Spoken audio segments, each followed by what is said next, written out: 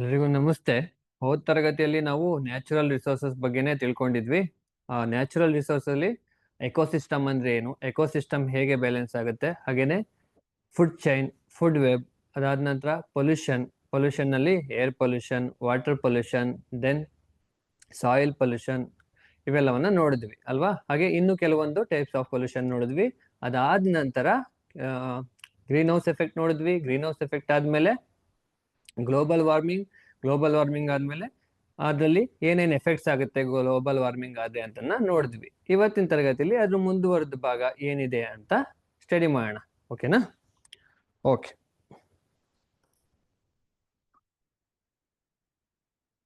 Management of natural resource ನ manage ಮಾಡೋದು ಹೇಗೆ, ಯಾಕೆ ಮ್ಯಾನೇಜ್ ಮಾಡಬೇಕು ಅನ್ನೋದ್ರ ಬಗ್ಗೆ ಇವತ್ತು ತಿಳ್ಕೊತಾ ಹೋಗ್ತೀವಿ.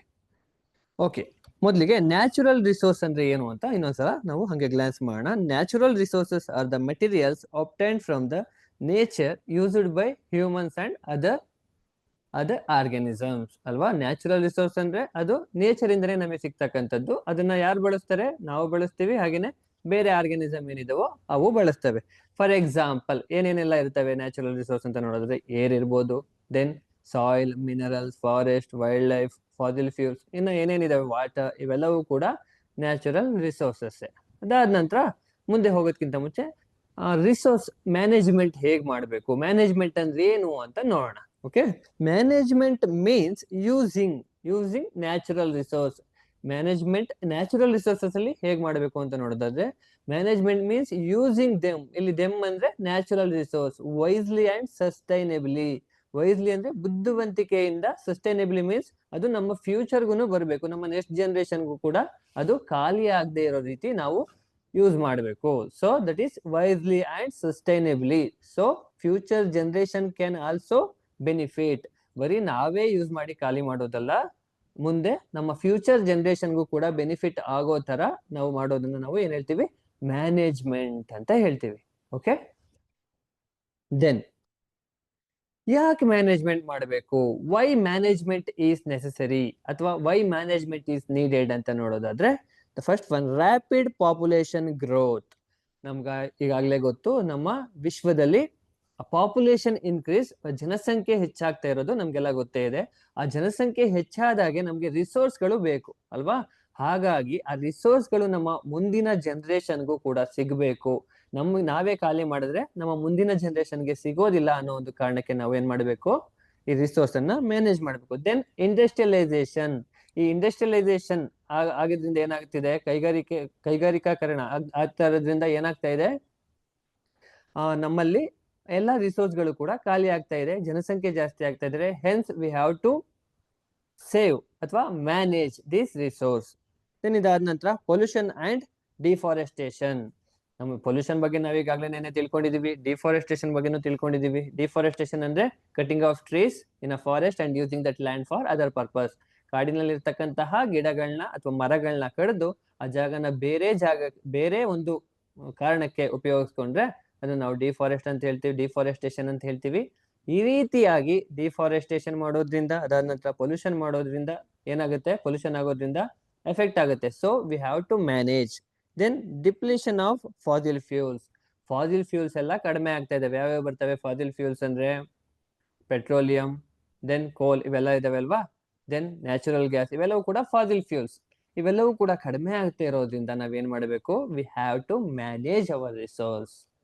Then climatic change and loss of biodiversity. Climate change ಆಗ್ತಾ ಇರೋದಿರ್ಬೋದು, ಬಯೋಡೈವರ್ಸಿಟಿ ಲಾಸ್ ಆಗ್ತಾ ಇರ್ಬೋದು, ನಮ್ಮ ಎಕೋಸಿಸ್ಟಮ್ ಎಲ್ಲ ಹಾಳಾಗ್ತಾ ಇದೆ. Then to achieve sustainability and ecological balance. ನಮ್ಮ ಎಕಾಲಜಿಕಲ್ ಬ್ಯಾಲೆನ್ಸ್ಗೋಸ್ಕರನು ಕೂಡ ನಾವು ಈ ಮ್ಯಾನೇಜ್ಮೆಂಟ್ ಅನ್ನೋದನ್ನ ಮಾಡಬೇಕು. ಏನನ್ನ? ನ್ಯಾಚುರಲ್ ರಿಸೋರ್ಸ್ನ.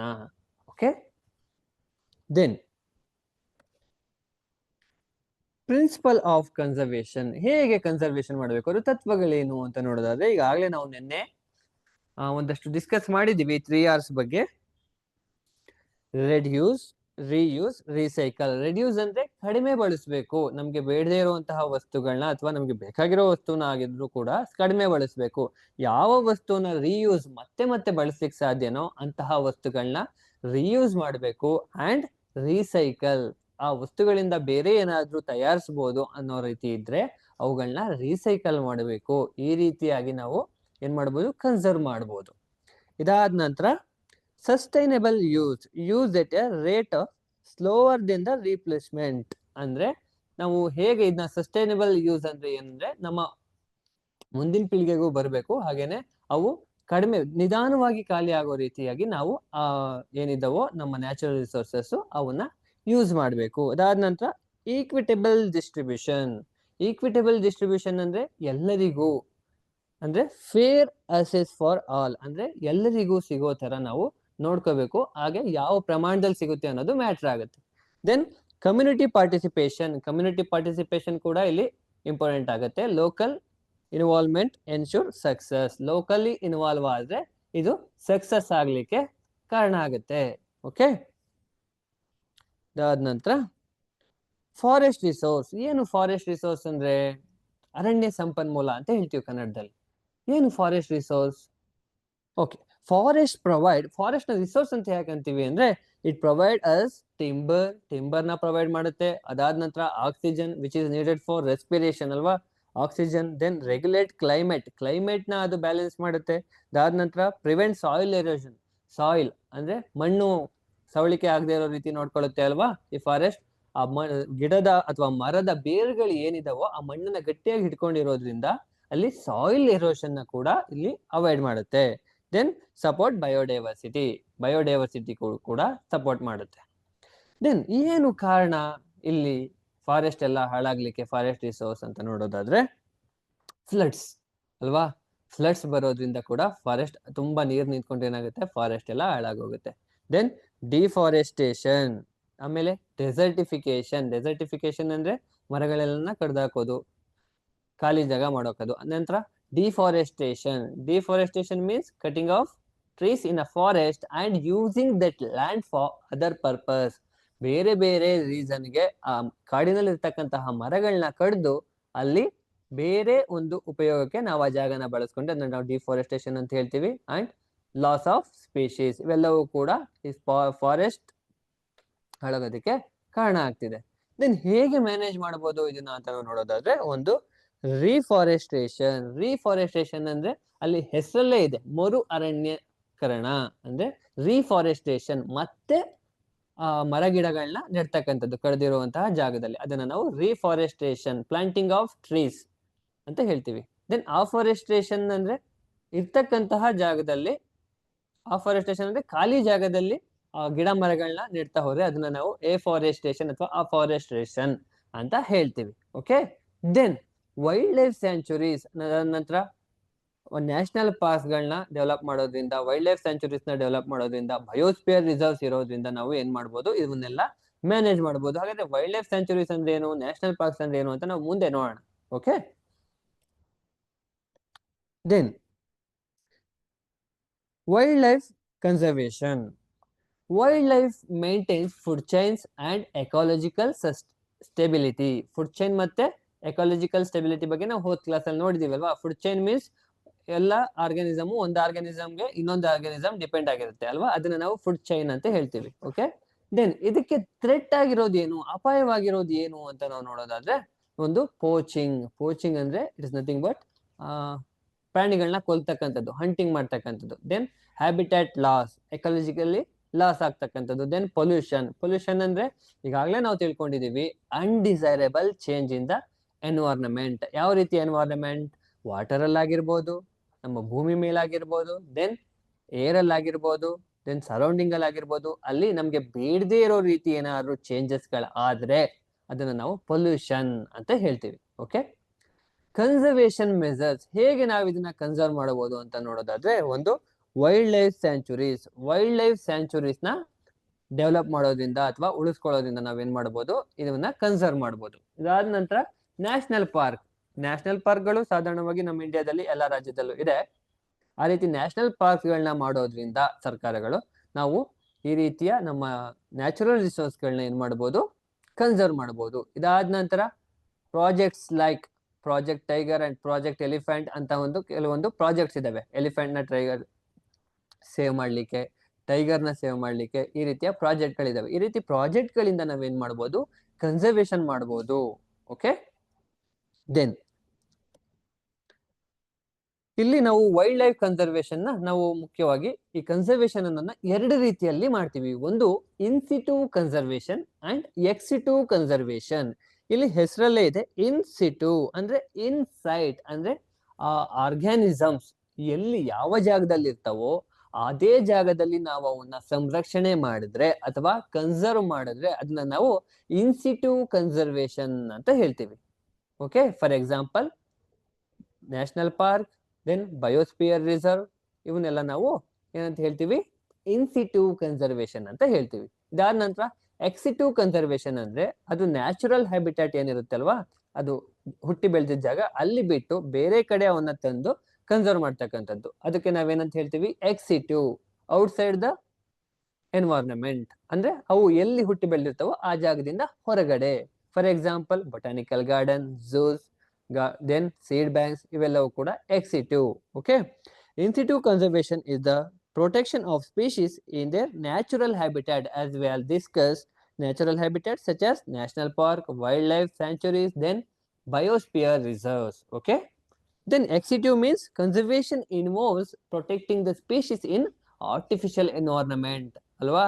ಈ ಪ್ರಾಣಿಗಳೆಲ್ಲ, ಈ ಜಿರಾಫೆಗಳು, ಆನೆ, ಸಿಂಹ, ಹುಲಿ ಇವೆಲ್ಲವೂ ಕೂಡ ಕಾಡಲ್ಲಿರ್ಬೇಕು. ಬಟ್ ನಾವು ಅವನ್ನ ಝೂ ಅಲ್ಲಿ ತಂದು ಸಾಕ್ತಿವಿ ಅಲ್ವಾ, ಅದನ್ನ ನಾವು ಆರ್ಟಿಫಿಷಿಯಲ್ ಎನ್ವೈರನ್ಮೆಂಟ್ ಅಂತ ಹೇಳ್ತೀವಿ.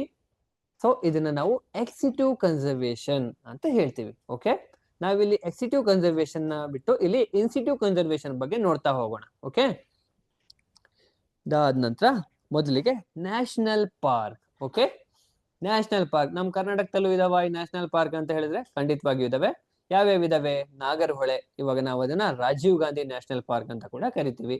ಅದಾದ ನಂತರ ಅದ್ರ ಪಕ್ಕದಲ್ಲೇ ಬಂಡೀಪುರ, ಅದಾದ್ಮೇಲೆ ಅನ್ಸಿ ಅಂತ ಇದೆ ಉತ್ತರ ಕನ್ನಡದಲ್ಲಿ, ಅದಾದ್ಮೇಲೆ ಕುದುರೆಮುಖ, ದೆನ್ ಬನ್ನೇರ್ಘಟ್ಟ ಅಂತ ಬೆಂಗಳೂರು ಜಿಲ್ಲೆಯಲ್ಲಿ ಇದೆ. ಈ ರೀತಿಯ ನ್ಯಾಷನಲ್ ಪಾರ್ಕ್ ಗಳಿದಾವೆ. ಓಕೆ, ನ್ಯಾಷನಲ್ ಪಾರ್ಕ್ ಅಂದ್ರೆ ಏನು ಅಂತ ನೋಡೋಣ. ಇವು ಕೂಡ ಕಾಡ್ ರೀತಿಯಲ್ಲಿ ಇರುತ್ತೆ, ಬಟ್ ಸ್ಪೆಷಲ್ ರಿಸರ್ವೇಶನ್ ಇವಕ್ಕೆ ಹೇಗಿರುತ್ತೆ ಅಂತ ನೋಡೋಣ. A national park is a large area strictly reserved for wildlife where no human activity like grazing, hunting or forestry is allowed. ಅಂದ್ರೆ ಇದು ಕೂಡ ಒಂದು large area strictly reserved for wild life ಆ ಕಾಡು ಮತ್ತೆ ಆ ಕಾಡು ಪ್ರಾಣಿಗಳಿಗೋಸ್ಕರನೇ ರಿಸರ್ವ್ ಆಗಿರ್ತಕ್ಕಂತಹ ಜಾಗ. ವೇರ್ ನೋ ಹ್ಯೂಮನ್ ಆಕ್ಟಿವಿಟೀಸ್, ಅಲ್ಲಿ ಹ್ಯೂಮನ್ ಆಕ್ಟಿವಿಟೀಸೇ ಇರಲ್ಲ. ಈ ಗ್ರೇಸಿಂಗ್, ಹಂಟಿಂಗ್, ಈ ಫಾರೆಸ್ಟ್ರಿ, ಈ ಮರ ಗಿಡಗಳೆಲ್ಲ ಕಳಿತೀವಲ್ವಾ, ಆ ರೀತಿಯ ಆಕ್ಟಿವಿಟೀಸ್ಗಳೇ ಆಗೋದಿಲ್ಲ ಅಲ್ಲಿ ನ್ಯಾಷನಲ್ ಪಾರ್ಕ್ ಅಲ್ಲಿ. ಓಕೆ, ಲೀಗಲ್ ಸ್ಟೇಟಸ್ ಯಾವಾಗ ಸಿಕ್ತು ಸರ್ಕಾರದಿಂದ ಇದಕ್ಕೆ ಮಾನ್ಯತೆ ಅಂತ ಹೇಳೋದಾದ್ರೆ, declared under wild life protection act ಇನ್ 1972. ಅಂದ್ರೆ ವೈಲ್ಡ್ ಲೈಫ್ ಪ್ರೊಟೆಕ್ಷನ್ ಆಕ್ಟ್ 1972 ಅಂತ ಒಂದು ಆಕ್ಟ್ ಇದೆ. ಆ ಆಕ್ಟ್ ಅಲ್ಲಿ ಡಿಕ್ಲೇರ್ ಆಗಿರೋದು ಈ ನ್ಯಾಷನಲ್ ಪಾರ್ಕ್ಸ್. ಓಕೆ, ಹಾಗಾದ್ರೆ ಫೀಚರ್ಸ್ ಏನು ಈ ನ್ಯಾಷನಲ್ ಪಾರ್ಕ್ದು ಅಂತ ನೋಡೋದಾದ್ರೆ ಹೇಗಿರ್ತವೆ ನ್ಯಾಷನಲ್ ಪಾರ್ಕ್ ಅಂತ ಒಂದ್ ಸ್ವಲ್ಪ ಹಂಗೆ ಗ್ಲಾನ್ಸ್ ಮಾಡೋದಾದ್ರೆ, ಪ್ರೊಟೆಕ್ಟ್ಸ್ ಓಲ್ ಎಕೋಸಿಸ್ಟಮ್, ಒಂದು ಎಕೋಸಿಸ್ಟಮ್ ನ ಇದು ಪ್ರೊಟೆಕ್ಟ್ ಮಾಡುತ್ತೆ. ಏನೇನು ಬರುತ್ತೆ ಎಕೋಸಿಸ್ಟಮ್ ಅಂದ್ರೆ? ಅನಿಮಲ್ಸ್ ಇರ್ಬೋದು, ಪ್ಲಾಂಟ್ಸ್ ಇರ್ಬೋದು, ಆ ಕ್ಲೈಮೇಟ್, ಆ ಸಾಯಿಲ್, ಅಲ್ಲಿರ್ತಕ್ಕಂತಹ ಜಾಗ, ಆ ಎನ್ವೈರನ್ಮೆಂಟ್ ನ ಪ್ರೊಟೆಕ್ಟ್ ಮಾಡುತ್ತೆ. ಇದಾದ ನಂತರ ನೋ ಹ್ಯೂಮನ್ ಇಂಟರ್ಫರೆನ್ಸ್ ಅಲೌಡ್, ಅಲ್ಲಿ ಯಾವುದೇ ರೀತಿಯ ಮಾನವನ ಚಟುವಟಿಕೆ ಅಂದ್ರೆ ಏನಾದ್ರೂ ಮರ ಕಡಿಯೋದು, ಹಂಟಿಂಗ್ ಮಾಡೋದು, ಈ ರೀತಿಯ ಒಂದು ಚಟುವಟಿಕೆಗಳಿಗೆ ಅಲ್ಲಿ ಅಲೋ ಇರಲ್ಲ. ಓಕೆ, ಇದಾದ ನಂತರ conducts scientific research and education, ಇದಕ್ಕೆಲ್ಲ ಅಲ್ಲಿ ಅವಕಾಶ ಇರುತ್ತೆ. ಸೈಂಟಿಫಿಕ್ ರಿಸರ್ಚ್ ಮಾಡ್ಲಿಕ್ಕೆ ಏನಾದ್ರೂ ಮರ ಗಿಡಗಳ ಬಗ್ಗೆ ರಿಸರ್ಚ್ ಮಾಡ್ತೀವಿ, ಪ್ರಾಣಿಗಳ ಬಗ್ಗೆ ರಿಸರ್ಚ್ ಮಾಡ್ತೀವಿ, ಆ ಮಣ್ಣಿನ ಬಗ್ಗೆ ರಿಸರ್ಚ್ ಮಾಡ್ತೀವಿ. ಅದಾದ ನಂತರ ಎಜುಕೇಶನ್ ರಿಲೇಟೆಡ್ ಏನಾದ್ರು ಓದ್ತೀವಿ, ತಿಳ್ಕೊತೀವಿ ಅನ್ನೋದ್ರೆ ಅಲ್ಲಿ ಅಲೋ ಇದೆ, ಅದನ್ನೆಲ್ಲ ಮಾಡ್ಬೋದು. ಹಾಗಾದ್ರೆ ಇದನ್ನ ಯಾರು ಮ್ಯಾನೇಜ್ ಮಾಡ್ತಾರೆ ನ್ಯಾಷನಲ್ ಪಾರ್ಕ್ಸ್ ನ ಅಂತ ಹೇಳೋದಾದ್ರೆ, ಸೆಂಟ್ರಲ್ ಗೌರ್ಮೆಂಟ್ ಮತ್ತೆ ಸ್ಟೇಟ್ ಗೌರ್ಮೆಂಟ್ ಎರಡೂ ಕೂಡ ಮ್ಯಾನೇಜ್ ಮಾಡ್ತವೆ. ಓಕೆ, ದೆನ್ ಇದಾದ ನಂತರ ವೈಲ್ಡ್ ಲೈಫ್ ಸ್ಯಾಂಚುರೀಸ್, ಇವು ನ್ಯಾಷನಲ್ ಪಾರ್ಕ್ ಗಿಂತಲೂ ಸ್ವಲ್ಪ ಚಿಕ್ಕದು. ಇಲ್ಲಿ ಒಂದಷ್ಟು ಅನಿಮಲ್ಸ್ ಅಥವಾ ಯಾವ್ದಾದ್ರು ಒಂದು ಆರ್ಗನಿಸಮ್ಸ್ ನ ಒಂದು ಗುರಿಯಾಗಿಟ್ಕೊಂಡು ಆ ಪರ್ಟಿಕ್ಯುಲರ್ ಆರ್ಗನಿಸಮ್ಸ್ ನ ಅಲ್ಲಿ ಕನ್ಸರ್ವ್ ಮಾಡ್ಲಿಕ್ಕೆ ಬಳಸ್ತಕ್ಕಂಥದ್ದು ಯಾವುದು? ವೈಲ್ಡ್ ಲೈಫ್ ಸ್ಯಾಂಚುರೀಸ್ ಅಂತ ಹೇಳ್ತೀವಿ. Okay, a wildlife sanctuary is a protected area where animals live safely in their natural habitat. Animals ಅಥವಾ ಬೇರೆ ಬರ್ಡ್ಸ್ ಕೂಡ ಅದ್ರದ್ದು ನ್ಯಾಚುರಲ್ ಹ್ಯಾಬಿಟ್ಯಾಟ್ಸ್ ಅಲ್ಲಿ ಸೇಫ್ ಆಗಿರ್ಲಿಕ್ಕೋಸ್ಕರ ನಾವು ಈ ವೈಲ್ಡ್ ಲೈಫ್ ಸ್ಯಾಂಚುರೀಸ್ ನ ಮಾಡ್ಕೊಂಡಿದೀವಿ. Okay, then and limited human activities ಅಂದ್ರೆ ಇಲ್ಲಿ ಹ್ಯೂಮನ್ ಆಕ್ಟಿವಿಟೀಸೇ ಇರಲ್ವಾ ಅಂದ್ರೆ ಇರುತ್ತೆ, but limited, like grazing, research ಇವೆಲ್ಲವೂ ಕೂಡ ಅಲೋ ಇರುತ್ತೆ. ಬೇರೆ ಮರ ಗಿಡಗಳು ಕಡಿಯೋದು, ಪ್ರಾಣಿಗಳನ್ನ ಕೊಲ್ಲೋದು, ಈ ರೀತಿಯ ಒಂದು ಆಕ್ಟಿವಿಟೀಸ್ಗೆ ಇಲ್ಲಿ ಕೂಡ ಅಲೋ ಇರೋಲ್ಲ. Okay, then protect and conserve particular species of animals or their habitat. ನಾನೀಗಾಗಲೇ ಹೇಳ್ದೆ ಅಲ್ವಾ, ಪರ್ಟಿಕ್ಯುಲರ್ ಅನಿಮಲ್ಸ್ ಅಂದ್ರೆ ಫಾರ್ ಎಕ್ಸಾಂಪಲ್ ಇಲ್ಲಿ ನಮ್ಮ ಎಂ ಹಿಲ್ಸ್ ಇದೆ ಅಲ್ವಾ, ಎಂ ಹಿಲ್ಸ್ ಕೂಡ ಒಂದು ವೈಲ್ಡ್ ಲೈಫ್ ಸ್ಯಾಂಚುರಿನೇ. ಅಲ್ಲಿ ಹುಲಿಗಳನ್ನ ಸಂರಕ್ಷಣೆ ಮಾಡ್ತಾರೆ. ಓಕೆ, ಕೆಲವು ಕಡೆ ನವಿಲ್ಗಳನ್ನ ಸಂರಕ್ಷಣೆ ಮಾಡ್ತಾರೆ. ಅದೇ ರೀತಿ ಬೇರೆ ಬೇರೆ ಪ್ರಾಣಿಗಳು, ಕೆಲವು ಕಡೆ ಆನೆಗಳನ್ನ ಸಂರಕ್ಷಣೆ ಮಾಡ್ತಾರೆ. ಇವನ್ನ ನಾವು ವೈಲ್ಡ್ ಲೈಫ್ ಸ್ಯಾಂಚುರೀಸ್ ಅಂತ ಹೇಳ್ತೀವಿ. ಓಕೆನಾ? ಅದಾದ ನಂತರ ಫೀಚರ್ಸ್. ವೈಲ್ಡ್ ಲೈಫ್ ಸ್ಯಾಂಚುರೀಸ್ ಅಂದ್ರೆ ಹೇಗಿರ್ತವೆ ಅಂತ ನಾವು ನೋಡೋದಾದ್ರೆ, less strict than national park. ಅಂದ್ರೆ ನ್ಯಾಷನಲ್ ಪಾರ್ಕ್ ಗಿಂತ ಕಡಿಮೆ ಸ್ಟ್ರಿಕ್ಟ್ ಇರುತ್ತೆ. ಅಂದ್ರೆ ಕೆಲವೊಂದು ಹ್ಯೂಮನ್ ಆಕ್ಟಿವಿಟೀಸ್ಗೆ ಇಲ್ಲಿ ಅಲೋ ಇರುತ್ತೆ. ಅಂದ್ರೆ ಗ್ರೇಸಿಂಗ್ಗೆ ಮತ್ತೆ ಫೋಟೋಗ್ರಫಿಗೆ ಎಲ್ಲ ಇಲ್ಲಿ ಅಲೋ ಇರುತ್ತೆ. ಓಕೆ, ಇದಾದ ನಂತರ people may live nearby, use limited resource. ಅದು ಅಕ್ಕಪಕ್ಕ ಬದುಕ್ತಾ ಇರ್ತಾರೆ ಅಲ್ವಾ ಜನಗಳು, ಆ ಜನಗಳು ಏನ್ ಮಾಡ್ತಾರೆ, ಇಲ್ಲಿ ಸಿಗ್ತಕ್ಕಂತಹ ಅಲ್ಪ ಸ್ವಲ್ಪ ರಿಸೋರ್ಸ್ ಗಳನ್ನ ಬಳಸ್ಕೋತಾರೆ. ಓಕೆನಾ? ಬಿದ್ದಿರ್ತಕ್ಕಂಥ ಸೌದೆನ್ ಇರ್ಬೋದು, ಬೇರೆ ಬೇರೆ ಬಿದೋಗಿರ್ತಕ್ಕಂಥ ಮರಗಳನ್ನ ಅವನ್ನೆಲ್ಲ ಬಳಸ್ಕೋತಾರೆ. ಅದಾದ ನಂತರ ಮೈನ್ ಫೋಕಸ್, ಇದ್ರದ್ದು ಮೈನ್ ಏಮ್ ಏನಪ್ಪಾ ಅಂದ್ರೆ ಪ್ರೊಟೆಕ್ಟ್ ಸ್ಪೆಸಿಫಿಕ್ ಅನಿಮಲ್ ಸ್ಪೀಶೀಸ್. ಅಂದ್ರೆ ಸ್ಪೆಸಿಫಿಕ್ ಆಗಿ ನಾನು ಹೇಳ್ದೆ ಅಲ್ವಾ, ಈಗ ಹುಲಿಗಳನ್ನ ಸಂರಕ್ಷಣೆ ಮಾಡಬೇಕು ಅಂದ್ರೆ ಅದಕ್ಕೆ ಒಂದು wild life sanctuaries. M hills ಹೇಳ್ದೆ ಅಲ್ವಾ, ಮಲೆ ಮಹದೇಶ್ವರ ಹಿಲ್ಸ್ ಅಂತ ಇದೆಯಲ್ವಾ ನಮ್ಮ ಕರ್ನಾಟಕದಲ್ಲಿ, ಅಲ್ಲಿ ಈ ಹುಲಿಗಳನ್ನ ಸಂರಕ್ಷಣೆ ಮಾಡ್ತಾರೆ. ಓಕೆ, ದೆನ್ ಅದಾದ ನಂತರ ಎಕ್ಸಾಂಪಲ್ ಆಕ್ಟಿವಿಟೀಸ್ ಅಲೌಡ್ ಯಾವ್ದಾವ್ದಪ್ಪ ಅಂತ ಅಂದ್ರೆ ಏನೇನೆಲ್ಲ ಇಲ್ಲಿ ಅಲೋ ಇದೆ ಅಂತ ನಾವು ನೋಡೋದಾದ್ರೆ, ಪ್ಯಾಟ್ರೋಲಿಂಗ್. ಅಂದ್ರೆ ಪ್ಯಾಟ್ರೋಲಿಂಗ್ ಅಂದ್ರೆ ಏನು? ಪ್ಯಾಟ್ರೋಲಿಂಗ್ ಅಂದ್ರೆ ಹೈವೇ ಪ್ಯಾಟ್ರೋಲಿಂಗ್ ಅಂತ ಕೇಳಿದ್ದೀರಾ? ಓಡಾಟ, ಪ್ಯಾಟ್ರೋಲಿಂಗ್ ಎಲ್ಲ ಅಲೋ ಇರುತ್ತೆ. Then eco tourism. Eco tourism ಅಂದ್ರೆ ಟೂರಿಸಂ ಅಲೋ ಇದೆ, ಅಂದ್ರೆ ಅಲ್ಲಿ ಯಾವುದೇ ರೀತಿಯ ಪ್ಲಾಸ್ಟಿಕ್ ಹಾಕೋದು ಅಥವಾ ಏನು ಹಾನಿ ಮಾಡೋದು ಆ ರೀತಿಯ ಒಂದು ಆಕ್ಟಿವಿಟೀಸ್ಗೆ ಅಲೋ ಇಲ್ಲ, ಬಟ್ ಟೂರಿಸಂ ಮಾಡಬಹುದು, ಎಕೋ ಫ್ರೆಂಡ್ಲಿ ಆಗಿ ಮಾಡ್ಕೊಂಡ್ ಬರ್ಬೇಕು. Then research as we all discuss. ಅದಾದ ನಂತರ ಬಯೋಸ್ಪಿಯರ್ ರಿಸರ್ವ್. ಇದು ಬಯೋಸ್ಪಿಯರ್ ರಿಸರ್ವ್ಸ್ ಏನಿದಾವೋ ಇವು ತುಂಬಾ ವಿಶಾಲವಾದ ಜಾಗನ ಒಳಗೊಂಡಿರುತ್ತೆ. 2-3 ರಾಜ್ಯಗಳು ಸೇರಿಯೂ ಬಯೋಸ್ಪಿಯರ್ ರಿಸರ್ವ್ ಇರೋವು ಇದಾವೆ. ಫಾರ್ ಎಕ್ಸಾಂಪಲ್ ನಮ್ಮ ನೀಲಗಿರಿ ಬಯೋಸ್ಪಿಯರ್ ರಿಸರ್ವ್. ನೀಲಗಿರಿ ಬಯೋಸ್ಪಿಯರ್ ರಿಸರ್ವ್ ಏನಿದೆಯೋ ಇದು ಕರ್ನಾಟಕ, ತಮಿಳುನಾಡು ಹಾಗೆ ಕೇರಳ ಈ 3 ಬಾರ್ಡರ್ ಅಲ್ಲಿ ಇರ್ತಕ್ಕಂತಹ ನ್ಯಾಷನಲ್ ಪಾರ್ಕ್ ಗಳನ್ನ ಒಳಗೊಂಡು ಒಂದು ಬಯೋಸ್ಪಿಯರ್ ರಿಸರ್ವ್ ಆಗಿರುವಂತದ್ದು. Okay, biosphere reserve is a large area that protects biodiversity and allows human communities to live sustainably with nature. ಅಂದ್ರೆ ಇಲ್ಲಿ ಏನಾಗುತ್ತೆ ಬಯೋಸ್ಪಿಯರ್ ರಿಸರ್ವ್ಸ್ ಅಲ್ಲಿ ಅಂತ ಹೇಳೋದಾದ್ರೆ, ಬಯೋಸ್ಪಿಯರ್ ರಿಸರ್ವ್ಸ್ ಅಲ್ಲಿ ಏನಾಗುತ್ತೆ, ಇದು ಲಾರ್ಜ್ ಏರಿಯಾ, ನಾವು ತಿಳ್ಕೊಂಡಿದೀವಿ. It protects biodiversity and allow human communities to live sustainably with nature. ಅಂದ್ರೆ ನಮ್ಮ ಮುಂದಿನ ಪೀಳಿಗೆಯವರೆಗೂ ಕೂಡ ನಮ್ಮ ನೇಚರ್ ಜೊತೆ ಚೆನ್ನಾಗಿ ಬದುಕಲಿಕ್ಕೆ, ಹೆಲ್ದಿಯಾಗಿ ಬದುಕಲಿಕ್ಕೆ ಏನ್ ಮಾಡುತ್ತೆ ಈ ಬಯೋಸ್ಪಿಯರ್ ರಿಸರ್ವ್ ಅಲೋ ಮಾಡ್ಕೊಡುತ್ತೆ. ದೆನ್ ಹೇಗೆ ಬಯೋಸ್ಪಿಯರ್ ರಿಸರ್ವ್ಸ್ ಗಳು ಆದವು ಅಂತ ನೋಡೋದಾದ್ರೆ, ಯುನೆಸ್ಕೋ ಇದೆ ಅಲ್ವಾ, ಯುನೆಸ್ಕೋದು ಮ್ಯಾನ್ ಅಂಡ್ ಬಯೋಸ್ಪಿಯರ್ ಪ್ರೋಗ್ರಾಮ್ ಅಂತ ಇದೆ. MAB ಪ್ರೋಗ್ರಾಮ್ 1971 ಅಂತ ಕರಿತೀವಿ. ಆ ಪ್ರೋಗ್ರಾಮ್ ಇಂದ ಈ ಬಯೋಸ್ಪಿಯರ್ ರಿಸರ್ವ್ ಗಳು ಆಗಿತ್ತು. Okay, for example Nilgiri biosphere reserve, it includes Karnataka, Kerala, Tamil Nadu. ಅದಾದ ನಂತರ structure of biosphere reserve. Biosphere reserve ಅಂದ್ರೆ ಅಲ್ಲಿ ಹ್ಯೂಮನ್ ಆಕ್ಟಿವಿಟೀಸ್ ಅಲೋನೇ ಇಲ್ವಾ? ಇದೆ, ಅಲೋ ಇದೆ, ಬಟ್ ಕಂಪ್ಲೀಟ್ ಅಲ್ಲಿ 3 ಝೋನ್ ಆಗಿ ಮಾಡ್ಕೋತೀವಿ ನಾವು. ಯಾವ್ದ್ಯಾವ್ದು ಮಾಡ್ಕೋತೀವಿ ಅಂದ್ರೆ 3 ಝೋನ್ ಇರುತ್ತೆ. 3 zones: core zone, buffer zone, then transition zone ಅಂತ 3 ಝೋನ್ಗಳನ್ನ ಮಾಡ್ಕೋತೀವಿ. ಈ ಕೋರ್ ಝೋನ್ ಏನಿದೆಯೋ, ಇಲ್ಲಿ ಒಂದು ಚಿತ್ರ ಇದೆ ನೋಡಿ, ಇಲ್ಲಿ ಕೋರ್ ಝೋನ್ ಇದೆ ಅಲ್ವಾ, ಈ ಕೋರ್ ಝೋನ್ ಅಲ್ಲಿ no human activities, fully protected. ಅಂದ್ರೆ ಯಾವುದೇ ರೀತಿಯ ಹ್ಯೂಮನ್ ಆಕ್ಟಿವಿಟೀಸ್ ಇಲ್ಲ, ಫುಲ್ಲಿ ಪ್ರೊಟೆಕ್ಟ್ ಆಗಿರುತ್ತೆ. ಅಲ್ಲಿ ಪ್ರಾಣಿಗಳಿಗೆ ಮಾತ್ರ ಅವಕಾಶ. ಓಕೆ, ಅದಾದ ನಂತರ ಬಫರ್ ಝೋನ್, ಇಲ್ಲಿ ಲಿಮಿಟೆಡ್ ಹ್ಯೂಮನ್ ಆಕ್ಟಿವಿಟೀಸ್. ಅಂದ್ರೆ ಯಾವ ರೀತಿ ರಿಸರ್ಚ್ ಇರ್ಬೋದು, ದೆನ್ ಎಜುಕೇಶನ್ಗೆ, ಫೋಟೋಗ್ರಫಿಗೆ, ಇವಕ್ಕೆಲ್ಲ ಅಲೋ ಇರುತ್ತೆ. ಅದಾದ ನಂತರ ಟ್ರಾನ್ಸಿಷನ್ ಝೋನ್ ಇಲ್ಲಿ ಹ್ಯೂಮನ್ ಸೆಟ್ಲ್ಮೆಂಟ್ಸ್ ಇರ್ಬೋದು, ದೆನ್ ಸಸ್ಟೈನೇಬಲ್ ಅಗ್ರಿಕಲ್ಚರ್, ಟೂರಿಸಂ ಇವೆಲ್ಲವೂ ಕೂಡ ಅಲೋ ಇರುತ್ತೆ. ಇಲ್ಲಿ ಎಜುಕೇಶನ್ ಪರ್ಪಸ್ಗೂ ಹೋಗ್ಬೋದು, ಕೆಲವೊಬ್ರು ಮನೆಗಳನ್ನ ಕಟ್ಕೊಂಡಿರ್ತಾರೆ, ಅಗ್ರಿಕಲ್ಚರ್ ಕೂಡ ಮಾಡ್ತಾ ಇರ್ತಾರೆ. ಬಟ್ ಇಲ್ಲೂ ಕೂಡ ಹಂಟಿಂಗಿಗೆ ಅವಕಾಶ ಇಲ್ಲ. ಓಕೆ, 3 ಝೋನ್ ಅಲ್ಲಿ ಹಂಟಿಂಗ್ ಎಲ್ಲ ಮಾಡುವಾಗಿಲ್ಲ, ಬಟ್ ಬದುಕಲಿಕ್ಕೆ ಅವಕಾಶ ಇದೆ. ಲೈಕ್ ಆ ಲಾಸ್ಟ್ ಝೋನ್ ಇದೆಯಲ್ವಾ, ಟ್ರಾನ್ಸಿಷನ್ ಝೋನ್, ಅಲ್ಲಿ ಹ್ಯೂಮನ್ಸ್ ಕೂಡ ಇರ್ಬೋದು. ಇದಿಷ್ಟು ಬಯೋಸ್ಪಿಯರ್ ರಿಸರ್ವ್. ಇರೋದು ಫೀಚರ್ಸ್ ನೋಡೋದಾದ್ರೆ, conserve ecosystem and genetic resource ಮತ್ತೆ ಎಕೋಸಿಸ್ಟಮ್ ನ ಕನ್ಸರ್ವ್ ಮಾಡುತ್ತೆ. ಇದಾದ ನಂತರ ಪ್ರಮೋಟ್ ರಿಸರ್ಚ್, ಎಜುಕೇಶನ್ ಅಂಡ್ ಟೂರಿಸಂಗೋಸ್ಕರನೇ ಎಷ್ಟು ಜನ ಹೋಗ್ತಾರೆ ಅಲ್ವಾ, ನೀಲಗಿರಿ ಬಯೋಸ್ಪಿಯರ್ ರಿಸರ್ವ್ಗೂ ತುಂಬಾ ಜನ ಟೂರಿಸ್ಟರ್ಸ್ ಹೋಗ್ತಾರೆ. ಇದಾದ ನಂತರ ಎಂಕರೇಜ್ ಲೋಕಲ್ ಕಮ್ಯುನಿಟಿ ಪಾರ್ಟಿಸಿಪೇಷನ್ ನ ಕೂಡ ಇದು ಎನ್ಕರೇಜ್ ಮಾಡುತ್ತೆ ಬಯೋಸ್ಪಿಯರ್ ರಿಸರ್ವ್. ಇದಾದ ನಂತರ ಕೋಲ್ ಅಂಡ್ ಪೆಟ್ರೋಲಿಯಂ ಕೂಡ ನ್ಯಾಚುರಲ್ ರಿಸೋರ್ಸ್ ಅಲ್ವಾ, ಅದನ್ನ ಕೂಡ ನಾವು ಕನ್ಸರ್ವ್ ಮಾಡಬೇಕು. ಫಸ್ಟ್ ಕೋಲ್ ಅಂಡ್ ಪೆಟ್ರೋಲಿಯಂ ಅಂದ್ರೆ ಏನು ಅಂತ ನೋಡೋದಾದ್ರೆ, ಈ ಕೋಲ್ ಅಂಡ್ ಪೆಟ್ರೋಲಿಯಂ ಬಂದು ಫಾಸಿಲ್ ಫ್ಯೂಲ್ಸ್ ಅಲ್ವಾ, ನ್ಯಾಚುರಲ್ ಗ್ಯಾಸ್ ಇರ್ಬೋದು, ಕೋಲ್ ಇರ್ಬೋದು, ಪೆಟ್ರೋಲಿಯಂ ಇರ್ಬೋದು, ಇವೆಲ್ಲವೂ ಕೂಡ ಫಾಸಿಲ್ ಫ್ಯೂಲ್ಸ್. ಎಷ್ಟೋ ಬಿಲಿಯನ್ ವರ್ಷಗಳ ಹಿಂದೆ ಅವೆಲ್ಲವೂ ನಮ್ಮ ಭೂಮಿ ಒಳಗಡೆ ಸೇರ್ಕೊಂಡು ಏನಾಗಿದಾವೆ, ಕನ್ವರ್ಟ್ ಆಗಿ ಏನಾಗಿದಾವೆ, ಇವಾಗ ಫಾಸಿಲ್ ಫ್ಯೂಲ್ಸ್ ಆಗಿದಾವೆ.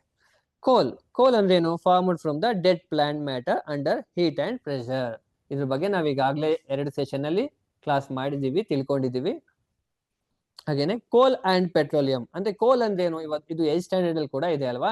ಈ ಕೋಲ್ ಅಂದ್ರೆ ಇದು ಹೇಗ್ ಫಾರ್ಮ್ ಆಗುತ್ತಪ್ಪ ಅಂತ ನೋಡೋದಾದ್ರೆ, formed from the dead plants ಅಂದ್ರೆ ಸತ್ತೋಗಿರ್ತಕ್ಕಂಥ ಪ್ಲಾಂಟ್ಸ್ ಭೂಮಿ ಒಳಗಡೆ ಸೇರ್ಕೊಂಡು ಏನಾಗುತ್ತೆ, ಹೀಟ್ ಮತ್ತೆ ಪ್ರೆಷರ್ ಸಹಾಯದಿಂದ ಕೋಲ್ ಆಗಿ ಹಲವಾರು ವರ್ಷಗಳು, ಬಿಲಿಯನ್ ವರ್ಷಗಳು ಕಳೆದ ಮೇಲೆ ಕೋಲ್ ಆಗಿ ಕನ್ವರ್ಟ್ ಆಗಿರ್ತವೆ.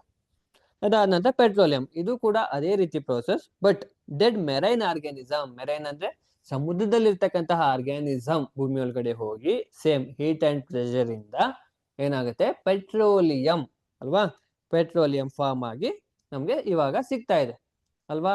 ಇದು ಮತ್ತೆ ನಮ್ಗೆ ಸಿಗ್ಲಿಕ್ಕೆ ಸಾಧ್ಯ ಇಲ್ಲ ಅಲ್ವಾ, ಮತ್ತೆ ಸಿಗ್ಬೇಕು ಅಂದ್ರೆ ಇನ್ನೂ ಎಷ್ಟೋ ಹಲವಾರು ಬಿಲಿಯನ್ ವರ್ಷಗಳು ಬೇಕು. ಹಾಗಾಗಿ ನಾವಿದನ್ನ ಕನ್ಸರ್ವ್ ಮಾಡಲೇಬೇಕು. Then both are fossil fuels and non renewable ಅಲ್ವಾ.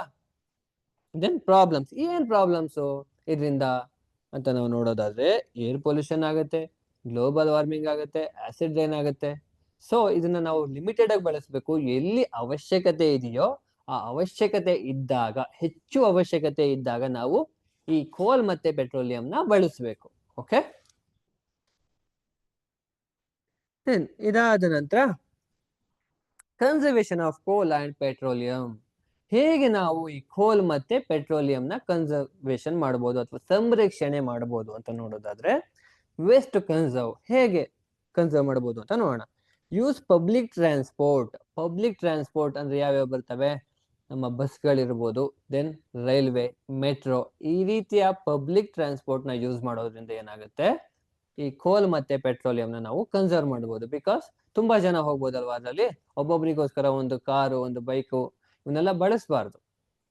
ಇದಾದ ನಂತರ ಈ ಕಾರ್ಪೋಲ್ ಬಗ್ಗೆ ನಾವ್ ಈಗಾಗಲೇ ಡಿಸ್ಕಸ್ ಮಾಡಿದೀವಿ. ಏನ್ ಈ ಕಾರ್ಪೋಲ್ ಅಂದ್ರೆ, ಹಲವಾರು ಜನ ಒಂದೇ ರೂಟ್ ಅಲ್ಲಿ ಹೋಗ್ತಿರೋರು ಇದ್ದಾಗ ಒಂದೇ ಗಾಡಿಯಲ್ಲಿ ಅಥವಾ ಒಂದೇ ವೆಹಿಕಲ್ ಅಲ್ಲಿ ಹೋಗ್ತಕ್ಕಂಥದ್ದು. ಈಗ ನಾನು ಕೂಡ ಬೆಂಗಳೂರಿಗೆ ಹೋಗ್ಬೇಕು, ಇನ್ನೊಂದಷ್ಟು ಜನ ಬೆಂಗಳೂರಿಗೆ ಹೋಗ್ಬೇಕಿರುತ್ತೆ, ಎಲ್ಲ ಗೊತ್ತಿರೋರೇ ಆಗಿರ್ತಾರೆ. ಅವಾಗ ಏನ್ ಮಾಡ್ಬೇಕು, ಒಂದೇ ವೆಹಿಕಲ್ ಅಲ್ಲಿ ಹೋಗ್ಲಿಕ್ಕೆ ಸಾಧ್ಯ ಇತ್ತು ಅಂದಾಗ ಒಂದೇ ವೆಹಿಕಲ್ ಅಲ್ಲಿ ಹೋದ್ರೆ ಅದಕ್ಕೆ ನಾವು ಏನಂತ ಕರಿತೀವಿ ಅಂದ್ರೆ, ಒಂದೇ ಕಾರಲ್ಲಿ ಹೋದ್ರೆ ಕಾರ್ಪೋಲಿಂಗ್ ಅಥವಾ ಕಾರ್ಪೂಲ್ ಅಂತ ಕರಿತೀವಿ. ಇದಾದ ನಂತರ ಯೂಸ್ ಎನರ್ಜಿ ಎಫಿಷಿಯಂಟ್ ಅಪ್ಲಯನ್ಸಸ್ ಅಂದ್ರೆ ಯಾವ ರೀತಿ ಎಲೆಕ್ಟ್ರಿಕ್ ವೆಹಿಕಲ್ಸ್ ನ ಯೂಸ್ ಮಾಡೋದಿರ್ಬೋದು, ಅದಾದ ನಂತರ ರಿನ್ಯೂವೇಬಲ್ ರಿಸೋರ್ಸ್ ಗಳನ್ನ ಯೂಸ್ ಮಾಡಿ ನಾವು ಟ್ರಾವೆಲ್ ಮಾಡೋದಿರ್ಬೋದು, ಅಥವಾ ಬೇರೆ ಈ ಟಾರ್ ನ ಯೂಸ್ ಮಾಡೋದಿರ್ಬೋದು, ಇವೆಲ್ಲದಕ್ಕೂ ಕೂಡ ನಾವು ಏನ್ ಮಾಡಬೇಕು, ಎನರ್ಜಿ ಎಫಿಷಿಯಂಟ್ ಅಪ್ಲಯನ್ಸಸ್ ನ ಯೂಸ್ ಮಾಡ್ಕೋಬೇಕು. ಇದಾದ ನಂತರ ಸ್ವಿಚ್ ಟು ರಿನ್ಯೂವೇಬಲ್ ಅಂದ್ರೆ ನಾವು ಮತ್ತೆ ನಮಗೆ ಸಿಗ್ತಾ ಇರ್ತವೆ ಅಲ್ವಾ, ಖಾಲಿ ಆಗೋದಿಲ್ಲ ಅಲ್ವಾ, ಆ ರೀತಿಯ ಒಂದು ಎನರ್ಜಿಗಳಿಗೆ ನಾವು ಸ್ವಿಚ್ ಆಗ್ಬೇಕು. ಫಾರ್ ಎಕ್ಸಾಂಪಲ್ ಸೂರ್ಯನ ಬೆಳಕು ನಮ್ಗೆ ನಾವ್ ಯೂಸ್ ಮಾಡ್ಲಿ ಬಿಡ್ಲಿ ಅದು ಖರ್ಚಾಗ್ತಾನೆ ಇರುತ್ತಲ್ವಾ, ಅದನ್ನ ನಾವು ಬಳಸ್ಕೋಬೇಕು. ಅದಾದ ನಂತರ ವಿಂಡ್ ಎನರ್ಜಿ ಅಲ್ವಾ, ಥರ್ಮಲ್ ಎನರ್ಜಿ, ಇವನ್ನೆಲ್ಲ ನಾವು ಬಳಸ್ಕೋಬೇಕು. Then promote biofuels and electric vehicle. It's very good, very important. Promote biofuels ಅಂದ್ರೆ ಕೆಲವು ನಮ್ಮ ಮೀಥೇನ್ ಗ್ಯಾಸ್ ಇರ್ಬೋದು, ಇದಾದ ನಂತರ ಬೇರೆ ನಾವು ನಮ್ಮ ಏನು ಲಿವಿಂಗ್ ಆರ್ಗಾನಿಸಮ್ ಪ್ಲಾಂಟ್ಸ್ ಇದಾವೆ ಅಲ್ವಾ, ಆ ಪ್ಲಾಂಟ್ಸ್ ಗಳನ್ನೆಲ್ಲ ಯೂಸ್ ಮಾಡಿ ಏನ್ ಮಾಡ್ಬೋದು, ಫ್ಯೂಯಲ್ ನ ಮಾಡ್ಬೋದು. ಫಾರ್ ಎಕ್ಸಾಂಪಲ್ ಜತ್ರೋಪ ಪ್ಲಾಂಟ್ ಇಂದ ಫ್ಯೂಯಲ್ ಮಾಡ್ಬೋದು. ಆ ರೀತಿಯ ಒಂದು ಫ್ಯೂಯಲ್ಗಳನ್ನ ಯೂಸ್ ಮಾಡ್ಕೊಳ್ಳೋದಿರ್ಬೋದು. ಅದಾದ ನಂತರ ಎಲೆಕ್ಟ್ರಿಕ್ ವೆಹಿಕಲ್ಸ್ ಅಲ್ವಾ, ಎಲೆಕ್ಟ್ರಿಕ್ ವೆಹಿಕಲ್ಸ್ ನ ಯೂಸ್ ಮಾಡೋದ್ರಿಂದ ನಾವೇನ್ ಮಾಡ್ಬೋದು, ಈ ಕೋಲ್ ಮತ್ತೆ ಪೆಟ್ರೋಲಿಯಂನ ಕನ್ಸರ್ವ್ ಮಾಡ್ಬೋದು, ಉಳಿಸ್ಬೋದು ಅಥವಾ ಸಂರಕ್ಷಣೆ ಮಾಡಬಹುದು. ಇದಾದ ನಂತರ ಪೀಪಲ್ಸ್ ಪಾರ್ಟಿಸಿಪೇಷನ್ ಇನ್ ಕನ್ಸರ್ವೇಷನ್ ಅಂದ್ರೆ ಈ ಸಂರಕ್ಷಣೆಯಲ್ಲಿ ಜನಗಳ ಭಾಗಿ ಹೇಗಿರುತ್ತೆ ಅಂತ ನಾವು ನೋಡೋದಾದ್ರೆ, ಇಲ್ಲಿ ಈಗಾಗಲೇ ನಾವು ತುಂಬಾ ರೀತಿಯ ಈ ರೀತಿ ಕನ್ಸರ್ವೇಷನ್ಗಳನ್ನ ನೋಡಿದ್ದೀವಿ. ಜನಗಳು ಈ ಹಿಂದೆ ಅಥವಾ ಇವಾಗ್ಲೂ ಕೂಡ ಒಂದಷ್ಟು NGOಗಳಿದಾವೆ, ಒಂದಷ್ಟು ಗುಂಪುಗಳು ಮಾಡ್ಕೊಂಡು ಈ ರೀತಿಯ ಕನ್ಸರ್ವೇಷನ್ ಮಾಡುವಂತಹ ಕೆಲವೊಂದು ಗುಂಪುಗಳಿದಾವೆ. ಈಗಾಗ್ಲೇ ಯಾವೆಲ್ಲ ಆ ರೀತಿ ಮಾಡಿದಾವೆ ಅಂತ ನೋಡೋದಾದ್ರೆ ನಾವೆಲ್ಲ ನೋಡಿರ್ತೀವಿ, ಕೇಳಿರ್ತೀವಿ, ನೋಡಿರಲ್ಲ. Chipko movement in 1970, 1970ರಲ್ಲಿ Chipko movement ಅಂತ ಆಗಿರುತ್ತೆ. ಅಲ್ಲಿ ಹೇಗೆ ಚಿಪ್ಕೋ ಮೂವ್ಮೆಂಟ್ ಅಲ್ಲಿ ಹೇಗಾಗಿತ್ತು ಅಂತ ನೋಡೋದಾದ್ರೆ, ಅಲ್ಲಿ ವಿಲೇಜರ್ಸ್ ಅಂದ್ರೆ ಹಳ್ಳಿ ಜನಗಳಿರ್ತಾರೆ ಅಲ್ವಾ, ಮರ ಕಟ್ ಮಾಡ್ಲಿಕ್ಕೆ ಬಂದಾಗ ಆ ಟ್ರೀಸ್ ನ ಕಟ್ ಮಾಡ್ಲಿಕ್ಕೆ ಬರ್ತಾರಲ್ವಾ, ಅವಾಗ ಏನ್ ಮಾಡ್ತಾರೆ, ಆ ಮರಗಳನ್ನ ಒಂದು ಹಗ್ ಮಾಡ್ಕೊಂಡು ಅಥವಾ ತಪ್ಕೊಂಡು ಏನ್ ಮಾಡ್ತಾರೆ, ಕಡಿಲಿಕ್ಕೆ ಬಿಡೋದಿಲ್ಲ. ಯಾವ್ದದು, Chipko movement in 1970. Villagers hugged trees to prevent cutting, ಆ ಕಟ್ ಮಾಡ್ಲಿಕ್ಕೆ ಬಿಡೋದಿಲ್ಲ. ಓಕೆ, ಇದಕ್ಕಿಂತ ಮುಂಚೆ ಆಗಿಲ್ವಾ, ತುಂಬಾ ಆಗಿದಾವೆ, ಬಟ್ ಅವು ನಮ್ಮ ಗಮನಕ್ಕೆ ಬಂದಿರಲ್ಲ. ಅದಾದ ನಂತರ ನಮ್ಮ ಕರ್ನಾಟಕದಲ್ಲೇ ಅಪ್ಪಿಕೋ ಮೂವ್ಮೆಂಟ್ ಅಂತ 1983 ಆಗಿರ್ತಕ್ಕಂಥದ್ದು. ಯಾವುದು, Appiko movement. It is also, Appiko means hug a tree, Appiko movement. It is also a similar forest conservation effort in Karnataka. ಕರ್ನಾಟಕದಲ್ಲೂ ಕೂಡ ಈ ಅಪ್ಪಿಕೋ ಮೂವ್ಮೆಂಟ್ ಇಂದ ಕನ್ಸರ್ವೇಷನ್ ಆಗಿರೋದು ಕೂಡ ಇದೆ. ಇದಾದ ನಂತರ ಬಿಷ್ನಾಯ್ ಕಮ್ಯುನಿಟಿ ಅಂತ ಒಂದು ಬರುತ್ತೆ. ಬಿಷ್ನಾಯ್ ಕಮ್ಯುನಿಟಿ ಅಂದ್ರೆ ಇವರು ಒಂದು ಹಿಂದೂ ರಿಲಿಜಿಯಸ್ ಕಮ್ಯುನಿಟಿ. ಇವ್ರು ಏನ್ ಮಾಡ್ತಾರೆ ಅಂದ್ರೆ, ಎಲ್ಲೆಲ್ಲಿ ಮರಗಳನ್ನ ಕಡಿತಾರೆ ಅವನ್ನೆಲ್ಲ ಕೂಡ ಅವಾಯ್ಡ್ ಮಾಡ್ತಾರೆ. ಅಂದ್ರೆ ಅವನ್ನ ಕಡಿಲಿಕ್ ಬಿಡಲ್ಲ, ಪ್ಲಾಂಟಿಂಗ್ ಜಾಸ್ತಿ ಮಾಡ್ತಾರೆ ಅಲ್ವಾ. ಇದೆಲ್ಲಾಗತ್ತೆ ಅಂತ ನಾವು ನೋಡೋದಾದ್ರೆ, ಟ್ರೀಸ್ ಮತ್ತೆ ಅನಿಮಲ್ಸ್ ಮತ್ತೆ ಟ್ರೀಸ್ ಎರಡನ್ನೂ ಕೂಡ ಇವರು ಪ್ರೊಟೆಕ್ಟ್ ಮಾಡ್ತಾರೆ. ಓಕೆ, ಇದೆಲ್ಲಿ ಆಗಿರ್ತಕ್ಕಂಥದ್ದು ಅಂದ್ರೆ ರಾಜಸ್ಥಾನ, ಬಿಷ್ನಾಯ್ ಕಮ್ಯುನಿಟಿ ಅಂತ ಇರೋದು ಇದು. ಅದಾದ ನಂತರ ಜಾಯಿಂಟ್ ಫಾರೆಸ್ಟ್ ಮ್ಯಾನೇಜ್ಮೆಂಟ್, JFM ಅಂತ ಕರಿತೀವಿ. It is a government and local people and NGO co manage forest act. ಇದೊಂಥರ ಗವರ್ನಮೆಂಟ್ ಮತ್ತೆ ಲೋಕಲ್ ಪೀಪಲ್ ಇಬ್ಬರು ಕೂಡ ಒಂದು ನ್ಯೂನ್ಯತೆಯಿಂದ ಮಾಡ್ತಕ್ಕಂತಹ ಒಂದು ಫಾರೆಸ್ಟ್ ಮ್ಯಾನೇಜ್ಮೆಂಟ್ ಆಕ್ಟ್ ಇದು.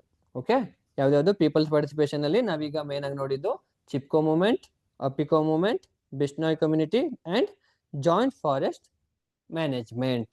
ಇದಾದ ನಂತರ ಬಿಗ್ ಡ್ಯಾಮ್ಸ್ ನೋಡಿರ್ತೀವಿ ಅಲ್ವಾ. ಈ ರೀತಿ ಬಿಗ್ ಡ್ಯಾಮ್ಸ್ ಇಂದ ನಮ್ಗೆ ಏನು ಉಪಯೋಗ, ಏನು ಕನ್ಸರ್ವ್ ಮಾಡ್ಬೋದು, ಇದರಿಂದ ಏನು ಲಿಮಿಟೇಷನ್ಸ್ ಅಂತ ಎಲ್ಲ ನೋಡೋಣ. ಫಾರ್ ಎಕ್ಸಾಂಪಲ್, ಈ ರೀತಿಯ ಡ್ಯಾಮ್ಗಳನ್ನ ನಾವು ಎಕ್ಸಾಂಪಲ್ ನೋಡಿದರೆ ಬಾಕ್ರಾ ನಂಗಲ್, ಸರ್ದಾರ್ ಸರೋವರ್, ದೆನ್ ತೆಹರಿ ಡ್ಯಾಮ್. ಅದಾದ ನಂತರ ನಮ್ಮ ಸೌತ್ ಅಲ್ಲಿ ನೋಡೋದಾದ್ರೆ ಯಾವಿದಾವೆ, ಕಪಿಲಾ ನದಿಗೆ ಕಟ್ಟಿದ್ದಾರೆ. ಅದಾದ ನಂತರ ಕಬಿನಿ ಜಲಾಶಯ ಇದೆ ಅಲ್ವಾ, ಕಬಿನಿ ಆದ್ಮೇಲೆ KRS, ಅದಾದ ನಂತರ ಗೊರೂರು. ಅದಾದ ನಂತರ ನಾವು ನಾರ್ತ್ ಸೈಡ್ ಅಲ್ಲಿ ನೋಡೋದಾದ್ರೆ ನಮ್ಮ ಕರ್ನಾಟಕದಲ್ಲಿ ಯಾವಿದಾವೆ, ತುಂಗಭದ್ರಾ ಜಲಾಶಯ ಇದೆ ಅಲ್ವಾ. ದೆನ್ ಇದರಿಂದ ಏನ್ ಉಪಯೋಗ, ಜಲಾಶಯ ಕಟ್ಟಿದ್ದಾರೆ, ಏನ್ ಉಪಯೋಗ ಅಂತ ನಾವು ನೋಡೋದಾದ್ರೆ ಇರಿಗೇಷನ್ ಅಲ್ವಾ, ಇರಿಗೇಷನ್ಗೆ ಉಪಯೋಗ ಆಗುತ್ತೆ. ನಾವು ಅಗ್ರಿಕಲ್ಚರ್ಗೆ ಬಳಸ್ಕೋಬಹುದು, ಇರಿಗೇಷನ್ಗೆಲ್ಲ ಬಳಸ್ಕೋಬಹುದು. ಅದಾದ ನಂತರ ಹೈಡ್ರೋ ಎಲೆಕ್ಟ್ರಿಕ್ ಪವರ್ ಅಂದ್ರೆ ಎಲೆಕ್ಟ್ರಿಸಿಟಿ ಅಂದ್ರೆ ವಾಟರ್ನ ಉಪಯೋಗಿಸ್ಕೊಂಡು ಎಲೆಕ್ಟ್ರಿಸಿಟಿ ಪ್ರೊಡ್ಯೂಸ್ ಮಾಡ್ಲಿಕ್ಕೆ ನಾವು ಈ ಡ್ಯಾಮ್ಸ್ ಗಳನ್ನ ಉಪಯೋಗಿಸ್ಕೋಬಹುದು. ಓಕೆನಾ. ಇದಾದ ನಂತರ ಫ್ಲಡ್ ನ ಕಂಟ್ರೋಲ್ ಮಾಡಬಹುದು. ಒಂದೇ ಸಲ ಹೆಚ್ಚಿನ ಮಳೆ ಆದಾಗ ಆ ನೀರೆಲ್ಲ ಬಂದು ಶೇಖರಣೆ ಆಗುತ್ತೆ, ಈ ಡ್ಯಾಮ್ ಗಳಲ್ಲಿ ಶೇಖರಣೆ ಆಗುತ್ತೆ. ಓಕೆನಾ. ಇದರಿಂದ ನೆಗೆಟಿವ್ ಕೂಡ ಇದೆ, ಅದನ್ನ ನಾವು ಮುಂದೆ ನೋಡೋಣ. ದೆನ್ ವಾಟರ್ ಸಪ್ಲೈ, ಕುಡಿಯೋ ನೀರನ್ನ ಒದಗಿಸೋದಿರ್ಬೋದು ಅಥವಾ ಅಗ್ರಿಕಲ್ಚರ್ಗೆ ಸಪ್ಲೈ ಮಾಡೋದಿರ್ಬೋದು. ಫಾರ್ ಎಕ್ಸಾಂಪಲ್, ನಮ್ಮ KRS ಇಂದಾನೆ ಬೆಂಗಳೂರು ನಗರಕ್ಕೆ ತುಂಬಾ ನೀರನ್ನ ಸಪ್ಲೈ ಮಾಡ್ತೀವಿ ಕುಡಿಲಿಕ್ಕೆ. ಅದೇ ರೀತಿ ಇದು ಕೂಡ ಈ ಡ್ಯಾಮ್ಸ್ ಗಳಿಂದ, ಬೇರೆ ಬೇರೆ ಡ್ಯಾಮ್ಸ್ ಗಳಿಂದ ಈ ನೀರನ್ನ ಒದಗಿಸ್ಲಿಕ್ಕೆ ಉಪಯೋಗ ಆಗುತ್ತೆ. ಇದಾದ ನಂತರ ಏನು ಅಡ್ವಾಂಟೇಜಸ್ ಏನು ಅಂತ ನೋಡೋದಾದ್ರೆ, ಇನ್ಕ್ರೀಸ್ ಅಗ್ರಿಕಲ್ಚರ್ ಪ್ರೊಡಕ್ಟಿವಿಟಿ. ಅಗ್ರಿಕಲ್ಚರ್ ಅಲ್ಲಿ ಪ್ರಾಡಕ್ಟ್ಸ್ ನಾವು ಈಲ್ಡ್ ನ ಜಾಸ್ತಿ ನೋಡ್ಬೋದು. ಬಿಕಾಸ್ ಹೇಗೆ ಅಂತ ನೋಡೋದಾದ್ರೆ, ಆ ನೀರಿದ್ರೆ ತಾನೇ ನಾವು ಅಗ್ರಿಕಲ್ಚರ್ ಮಾಡೋಕ್ಕಾಗೋದು. ಈ ಡ್ಯಾಮ್ಸ್ ಗಳಿಂದ ನೀರ್ ಬಿಡೋದ್ರಿಂದ ನಾವು ಅಗ್ರಿಕಲ್ಚರ್ ಅಲ್ಲಿ ಈ ಪ್ರೊಡಕ್ಟಿವಿಟಿನ ಹೆಚ್ಚಿನದಾಗಿ ನೋಡ್ಬೋದು. ದೆನ್ ರಿಲೇಬಲ್ ಎಲೆಕ್ಟ್ರಿಸಿಟಿ ಸಪ್ಲೈ ಅಂದ್ರೆ ಈಸಿಯಾಗಿ ಎಲೆಕ್ಟ್ರಿಸಿಟಿನ ನಾವು ಪಡ್ಕೊಂಡು ಸಪ್ಲೈ ಮಾಡಬಹುದು ಬೇರೆಯವ್ರಿಗೆ. Then improved water storage and distribution, water storage ನ ಮತ್ತೆ ಡಿಸ್ಟ್ರಿಬ್ಯೂಷನ್ ನ ಇಂಪ್ರೂವ್ ಮಾಡ್ಕೋಬಹುದು. And development of nearby areas, ಅಕ್ಕಪಕ್ಕದ ಏರಿಯಾಗಳಿಗೆ ಎಲ್ಲದಕ್ಕೂ ಕೂಡ ನಮಗೆ ನೀರ್ ಬೇಕೇ ಬೇಕು. ಒಂದು ಬಿಲ್ಡಿಂಗ್ ಕಟ್ತೀನಿ ಅಂದ್ರೆ ನೀರ್ ಬೇಕು, ಪ್ರಾಣಿ ಪಕ್ಷಿಗಳು ಬದುಕಲಿಕ್ಕೆ ನೀರ್ ಬೇಕು, ಮನುಷ್ಯರು ಬದುಕಲಿಕ್ಕೆ ನೀರ್ ಬೇಕು, ಇದಾದ ನಂತರ ಅಗ್ರಿಕಲ್ಚರ್ ಮಾಡ್ಲಿಕ್ಕೆ ನೀರ್ ಬೇಕು ಅಲ್ವಾ. ಎಲ್ಲದಕ್ಕೂ ನೀರ್ ಬೇಕಾಗಿರೋದ್ರಿಂದ ಈ ಡ್ಯಾಮ್ಸ್ ಇಂದ ಕೂಡ ಉಪಯೋಗ ಆಗತ್ತೆ. ಇದಾದ ನಂತರ ಲಿಮಿಟೇಷನ್, ಏನ್ ಇದರಿಂದ ತೊಂದರೆ ಆಗೋದು ಅಂತ ನಾವು ನೋಡೋದಾದ್ರೆ, ಡಿಸ್ಪ್ಲೇಸ್ಮೆಂಟ್ ಆಫ್ ಪೀಪಲ್ ಅಲ್ವಾ. ಈ ಡ್ಯಾಮ್ ಕಟ್ಟಬೇಕು ಅಂದ್ರೆ ಈ ಕಾಡಲ್ಲಿ ಇರ್ತಕ್ಕಂತಹ ಜನ ಅಥವಾ ಊರ್ಗಳ ಮಧ್ಯೆ ಇರ್ತಕ್ಕಂಥ ಜನ, ಈಗ ಒಂದು ಡ್ಯಾಮ್ ಬರುತ್ತೆ ಅಂದ್ರೆ ಅದ್ ಹಿಂದೆ ಇರ್ತಕ್ಕಂಥ ಊರ್ಗಳೆಲ್ಲ ಕೂಡ ಮುಳುಗಡೆ ಆಗತ್ತೆ ಅಲ್ವಾ. ಅಲ್ಲಿರ್ತಕ್ಕಂತಹ ಜನಗಳಿಗೆಲ್ಲ ತೊಂದರೆ ಆಗತ್ತೆ.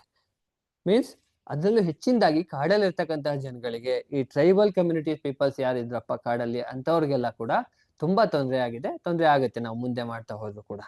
Then submergence of forest and wildlife, ಏನಾಗುತ್ತೆ ಇಲ್ಲಿ ಫಾರೆಸ್ಟ್ ಮತ್ತೆ ವೈಲ್ಡ್ ಲೈಫ್ ಎಲ್ಲ ಏನಾಗುತ್ತೆ, ಮರ್ಜ್ ಆಗೋಗುತ್ತೆ. ಹಾಗೇನೆ ಆ ನೀರಿಂದ ತುಂಬಿಕೊಂಡು ಅದೆಲ್ಲವೂ ಕೂಡ ಹಾಳಾಗೋಗುತ್ತೆ, ಪ್ರಾಣಿಗಳೆಲ್ಲ ಸತ್ತೋಗ್ತವೆ ಅಂಡ್ ಪ್ರಾಣಿಗಳೆಲ್ಲ ಆ ಕಾಡನ್ನ ಬಿಟ್ಟು ಹೊರಗಡೆ ಬರ್ಬೇಕಾಗುತ್ತೆ. Then loss of fertile land ಇರುತ್ತಲ್ವಾ, ಅಂದ್ರೆ ಅಗ್ರಿಕಲ್ಚರ್ ಮಾಡ್ಲಿಕ್ಕೆ ತುಂಬಾ ಫರ್ಟೈಲ್ ಆಗಿರ್ತಕ್ಕಂತಹ ಲ್ಯಾಂಡ್ಗಳು ಇರ್ತಾವಲ್ವಾ, ಯೋಗ್ಯವಾಗಿರ್ತಕ್ಕಂತಹ ಲ್ಯಾಂಡ್ಗಳು ಅವೆಲ್ಲವೂ ಕೂಡ ಲಾಸ್ ಆಗುತ್ತೆ. ದೆನ್ ಅರ್ಥ್ಕ್ವೇಕ್ ರಿಸ್ಕ್ ಇನ್ ರಿಸರ್ವಿಯರ್ ಝೋನ್, ಅಂದ್ರೆ ಇವ್ ಎಲ್ಲಿ ಡ್ಯಾಮ್ಸ್ ಗಳು ಇರ್ತಾವೋ ಅಲ್ಲಿ ಅರ್ಥ್ಕ್ವೇಕ್ ರಿಸ್ಕ್ ಅಂತೂ ಇದ್ದೇ ಇರುತ್ತೆ. ಅಲ್ಲಿ ಏನಾದ್ರೂ ಅರ್ಥ್ಕ್ವೇಕ್ ಆದ್ರೆ, ಅದೇನಾದ್ರೂ ಡ್ಯಾಮ್ ಹೊಡ್ಕೊಂಡ್ರೆ ಆ ಡ್ಯಾಮ್ ಇಂದ ಮುಂದೆ ಇರ್ತಕ್ಕಂತಹ ನಗರಗಳಿಗಿರ್ಬೋದು, ವಿಲೇಜಸ್ ಗಳಿಗಿರ್ಬೋದು, ಹೈ ರಿಸ್ಕ್ ಅಂತೂ ಇದ್ದೇ ಇದೆ. Then high cost and long construction time, ಇದನ್ನ ನಾವು ಡ್ಯಾಮ್ ಕನ್ಸ್ಟ್ರಕ್ಷನ್ ಮಾಡಬೇಕು ಅಂದ್ರೆ ಅದು 1-2 ವರ್ಷದಲ್ಲಿ ಆಗಲ್ಲ, ಒಂದು 20 ವರ್ಷ 15 ವರ್ಷ ಹೀಗೆ ತುಂಬಾ ವರ್ಷಗಳು ಬೇಕಾಗುತ್ತೆ ಅಂಡ್ ದುಡ್ಡು ಕೂಡ ತುಂಬಾ ಬೇಕಾಗುತ್ತೆ. ಓಕೆ, ಇವೆಲ್ಲವೂ ಕೂಡ limitations of the big dams. And alternative to big dams, ಅಂದ್ರೆ ಈ ಬಿಗ್ ಡ್ಯಾಮ್ಸ್ ಗೆ ಆಲ್ಟರ್ನೇಟಿವ್ ಆಗಿ ನಾವು ಏನೆಲ್ಲ ಇದಾವೆ ಅಂತ ನಾವು ನೋಡೋದಾದ್ರೆ, ಒಂದು small check dams and burns, ಅಂದ್ರೆ ಸ್ಮಾಲ್ ಚೆಕ್ ಡ್ಯಾಮ್ಸ್ ಈ ಚಿತ್ರದಲ್ಲಿ ಕಾಣಿಸ್ತಾ ಇದೆಯಲ್ವಾ, ಈ ರೀತಿಯ ಚಿಕ್ಕದಾಗಿ ಚೆಕ್ ಡ್ಯಾಮ್ಸ್ ಗಳನ್ನ ಕಟ್ಕೊಂಡಿರ್ತಾರೆ.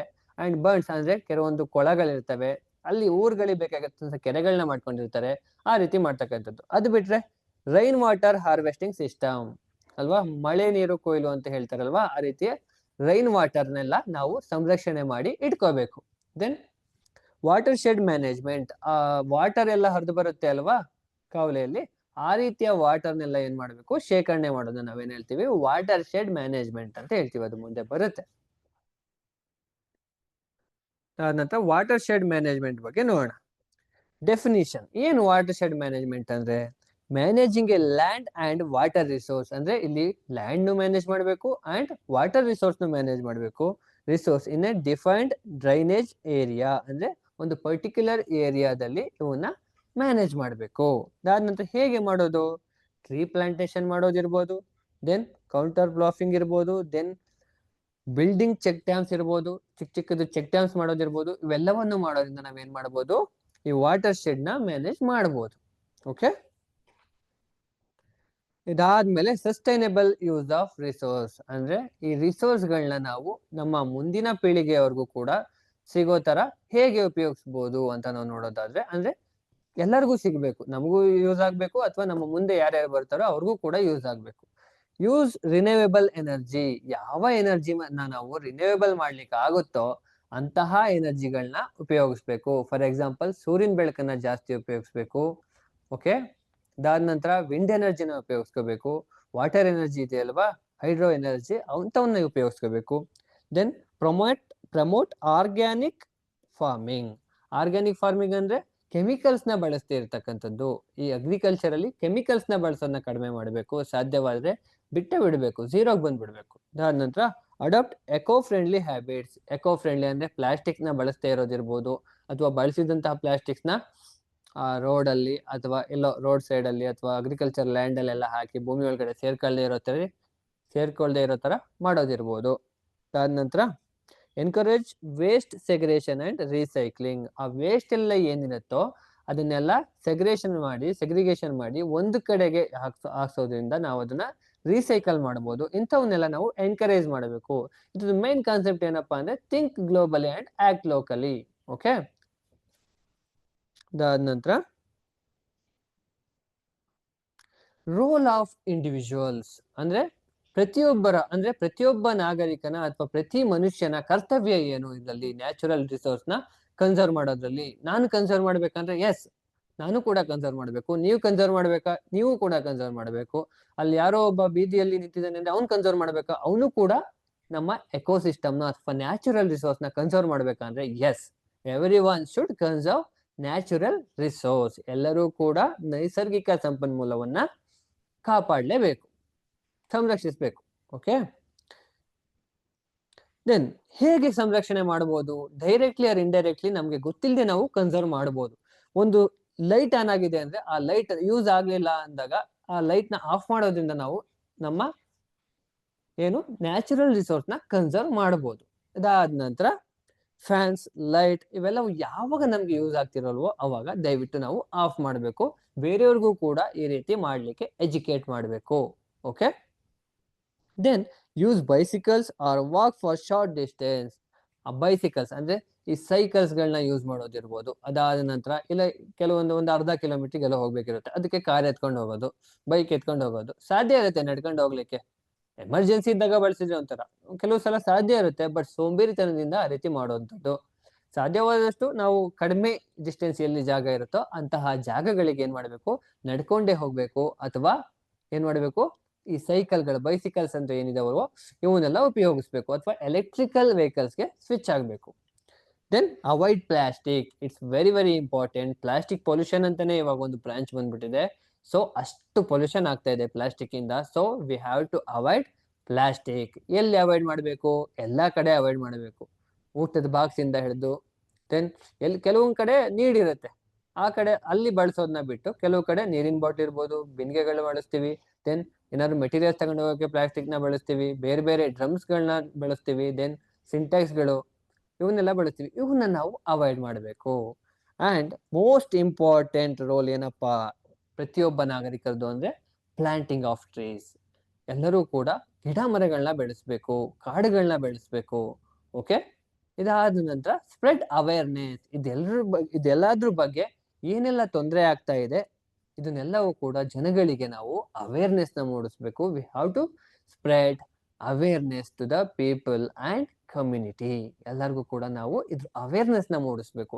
ಇದರಿಂದ ಮುಂದೆ ಏನಾಗುತ್ತೆ, ಹೇಗೆ ಡೇಂಜರ್ ಇದೆ ಅನ್ನೋದನ್ನ ನಾವು ಜನಗಳಿಗೆ ತಿಳಿ ಹೇಳಬೇಕು. ಕೆಲವರಿಗೆ ಗೊತ್ತಾಗಲ್ಲ, ಅವ್ರಿಗೆ ತಿಳಿಸಿ ಹೇಳಬೇಕು. ಓಕೆ, ದೆನ್ ಗವರ್ನಮೆಂಟ್ ಇನಿಷಿಯೇಟಿವ್ಸ್ ಏನಿದಾವೆ, ಇದಕ್ಕೆ ಗವರ್ನಮೆಂಟ್ ಕೂಡ ಕೆಲವೊಂದು ಇನಿಷಿಯೇಟಿವ್ಸ್ ನ ತಗೊಂಡಿದೆ. ಓಕೆ, ನಮ್ಮ ನ್ಯಾಚುರಲ್ ರಿಸೋರ್ಸ್ ನ ಸೇವ್ ಮಾಡ್ಲಿಕ್ಕೆ. ಈಗಾಗಲೇ ನಾವು ಕೆಲವೊಂದನ್ನ ನೋಡಿದ್ವಿ. ನ್ಯಾಷನಲ್ ಪಾರ್ಕ್ ಗಳಿರ್ಬೋದು, ಬಯೋಸ್ಪಿಯರ್ ರಿಸರ್ವ್ಸ್ ಇರ್ಬೋದು, ಇವೆಲ್ಲವೂ ಕೂಡ ಗೌರ್ಮೆಂಟ್ ಸ್ಕೀಮೆ. ಅದಲ್ಲದೆ ಇನ್ನು ಕೆಲವೊಂದು ಇದಾವೆ. ಏನೇನು? ಸ್ವಚ್ಛ ಭಾರತ್ ಮಿಷನ್ ಇರ್ಬೋದು. ಈ ಸ್ವಚ್ಛ ಭಾರತ್ ಮಿಷನ್ ಇಂದ ಏನಾಗುತ್ತೆ, ನಮ್ಮ ಸರೌಂಡಿಂಗ್ಸ್ ಎಲ್ಲ ನಾವು ಕ್ಲೀನ್ ಆಗಿ ಇಟ್ಕೋಬಹುದು. ಇದಾದ ನಂತರ ಗ್ರೀನ್ ಇಂಡಿಯಾ ಮಿಷನ್ ಅಂತ ಇದೆ.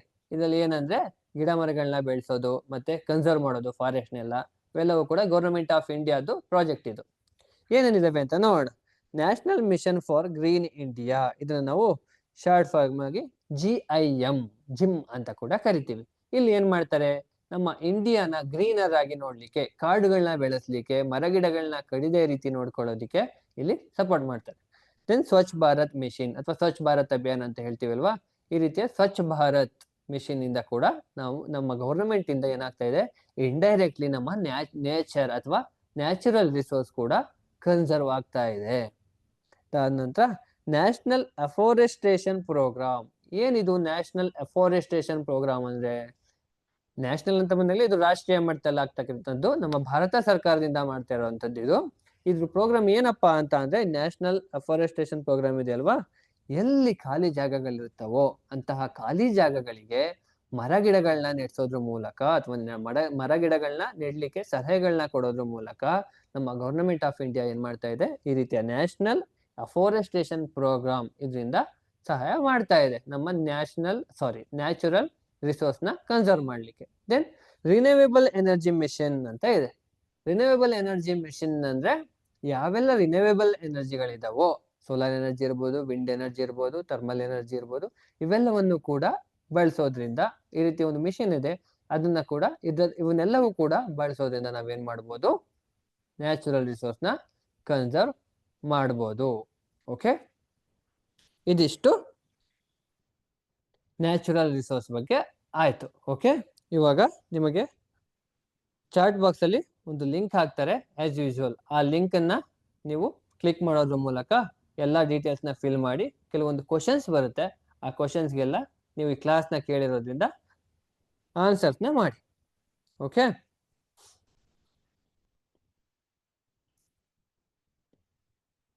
ಲಿಂಕ್ ಓಪನ್ ಆಗಿದೆ ಅಂತ ಅನ್ಕೋತೀನಿ.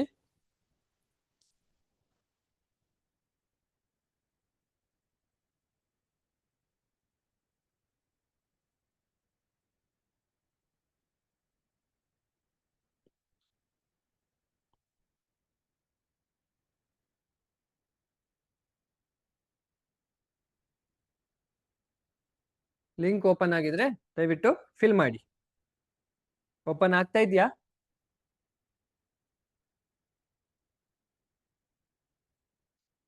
Okay, very good. ಫಿಲ್ ಮಾಡಿ.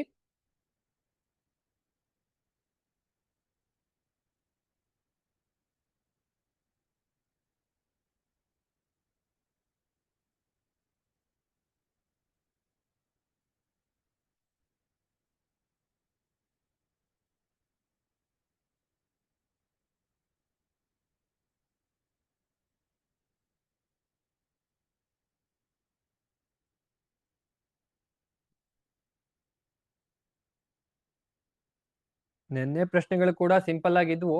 ಯಾವ್ದಾದ್ರು ಅದ್ರಲ್ಲಿ ಗೊತ್ತಾಗಿಲ್ಲ ಅಂದ್ರೆ ನೀವು ಕೇಳ್ಬೋದು. ಯಾವ್ದಾದ್ರು ಪ್ರಶ್ನೆ ಗೊತ್ತಾಗಿಲ್ಲ ಅಂದ್ರೆ ಚಾಟ್ ಬಾಕ್ಸ್ ಅಲ್ಲಿ ಹಾಕ್ಬೋದು ನೀವು ಬೇಕಿದ್ರೆ.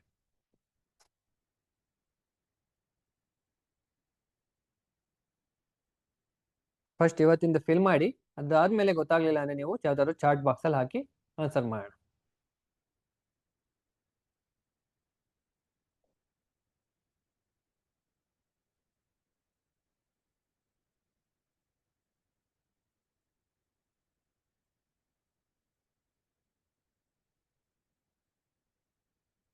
ಯೂಟ್ಯೂಬ್ ಲಿಂಕ್ ಕೇಳ್ತಾ ಇದ್ದೀರಿ.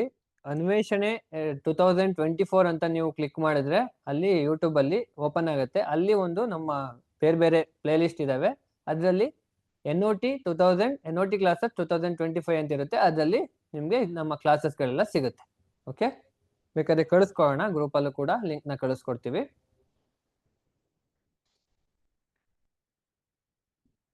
ಬೇರೆಯವ್ರಿಗೆಲ್ಲ ಓಪನ್ ಆಗ್ತಾ ಇದೆ, ಕೆಲವರು ನಾಟ್ ಓಪನಿಂಗ್ ಅಂತ ಆಗ್ತಿದ್ರಿ. ಏನೋ ನಿಮ್ಗೆ ಏನೋ ಪ್ರಾಬ್ಲಮ್ ಇರಬೇಕು ನೋಡಿ. GAV ಜಾಸ್ತಿ ಕೊಪ್ಪ.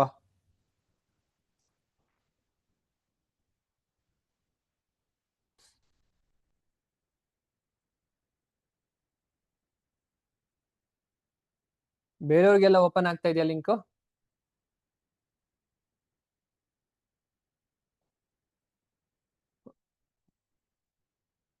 ಸಂಜನಾ ಬಿಟ್ಟು ಬೇರೆಯವ್ರಿಗೆ ಓಪನ್ ಆಗ್ತಾ ಇದೆಯಾ?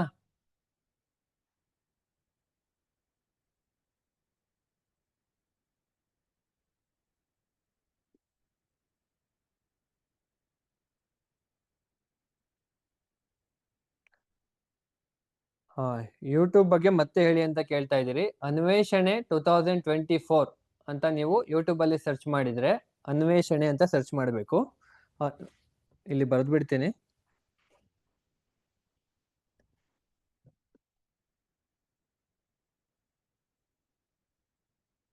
ಅನ್ವೇಷಣೆ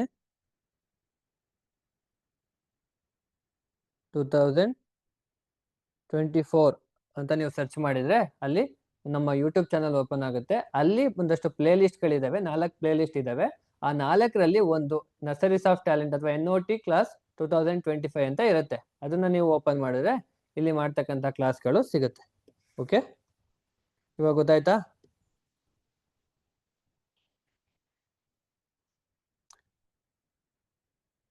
ಓಕೆ, ಇದಿಷ್ಟು ಆಗಿದ್ರೆ ನಾವು ಈ ಕ್ಲಾಸನ್ನ ಇಲ್ಲಿಗೆ ಮುಗಿಸೋಣ. Thank you.